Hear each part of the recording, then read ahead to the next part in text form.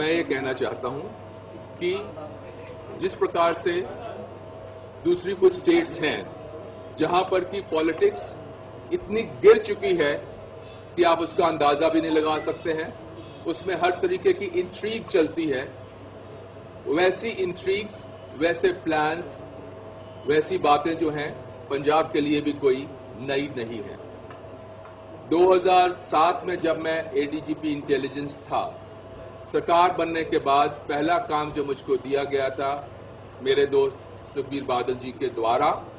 वो ये था कि जितने भी प्रेमी हैं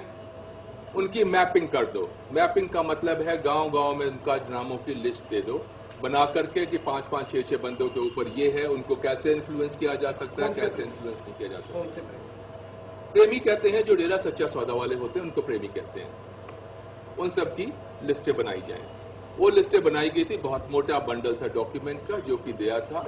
उसके बाद उसका फर्दर यूटिलाइजेशन उन्होंने किस प्रकार किया, अपने बंदों के द्वारा किस प्रकार से उनको इन्फ्लुएंस करने की कोशिश की, वो हुई होगी। उसके बाद दूसरी बात जो खड़ी हुई थी वो ये थी कि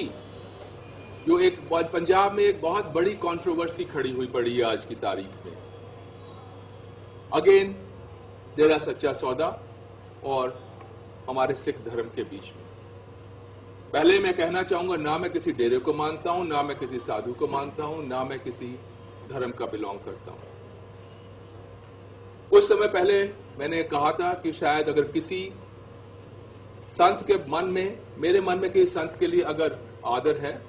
वो भी मैंने कहा था ऐसा कोई एक संत है जिसका मैं आदर करता हूं, करता रहूंगा।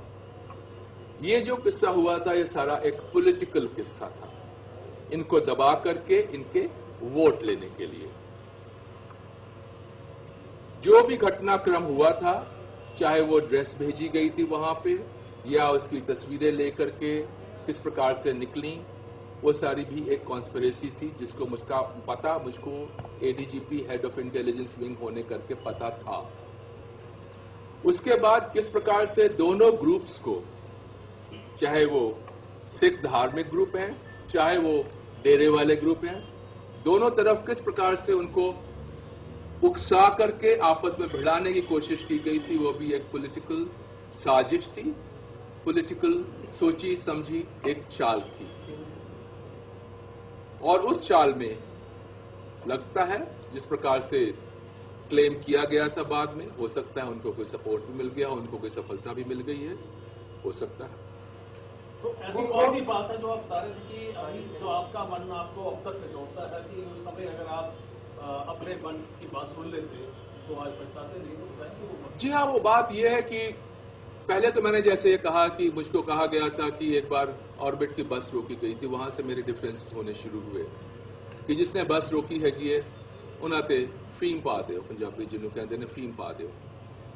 मैंने नहीं किया था, वहां से मेरे मन में उनके लिए आदर घटना शुरू हो गया। उसके बाद जो पॉलिटिकल इंट्रीग्स प्लान की जाती थी सेक्टर 2 में या सेक्टर 9 में, जिसमें एडीजीपी इंटेलिजेंस होने के लिए मुझको भी जाकर के अपना इनपुट देना पड़ता था, वो सब जो कुछ हुआ उसका भी मुझको बहुत दुख तब भी था, अब भी था। उसके बाद जो भी आप पॉलिटिकल कल जगरी जिसको कहते हैं कि जो कुछ वहां पे हुआ, चाहे वो मैंने आपको सच्चे सौदे की बात की, चाहे किसी दो फैक्शंस को एक दूसरे के खिलाफ लड़ा दो, भिड़ा दो, इस तरह की प्लानिंग इंट्रीग्स जो हुई हैं, और खासकर सबसे ज्यादा ये जो 2007 की लिस्ट है जिसके बारे में मुझको पहली बार झाड़ पड़ी थी, ये आका जी इस तरह लिस्टा नहीं बनाई जाती ने जो मुझे कोई हो जाए तो आके पर्सनली दसिया जाता है। और उसके बाद उन बंदियां दे नाल गल करन दे बाद भी उन्हां दे उत्ते कोई एक्शन नहीं होया। और नशिया दा व्यापार लगातार पॉलिटिकल संरक्षण दे थल्ले, पॉलिटिकल सॉरी हिंदी में बात करनी है, पॉलिटिकल प्रोटेक्शन के अंदर जो पंजाब में चलता रहा, चल रहा है, जिसमें कांग्रेसी भी रिस्पॉन्सिबल है, इन्वॉल्व है, अकाली भी हैं, बीजेपी वाले भी हैं, और पुलिस ऑफिसर्स हो गए, कुछ एनजीओज हैं, कुछ और एडमिनिस्ट्रेटिव सर्विसेज वाले लोग हैं, क्योंकि लाल बत्तियों की गाड़ियों के बीच में भी नशा दिया जाता था। और ये सब गाते मुझको नेचुरली, चूंकि हेड ऑफ इंटेलिजेंस था मैं, तो पता मेरे नोटिस में आती थी। इस चीज़ का मुझे होता है कि शायद ये पंजाब में जो इतने नौजवानों ने 2007 से लेकर के आज तक अपनी जान खोई है, शायद किसी हद तक उसे मैं अभी रिस्पॉन्स वो जो लिस्ट में आज आपने नाम बोले हैं उनको लिस्ट में मुझसे पूछा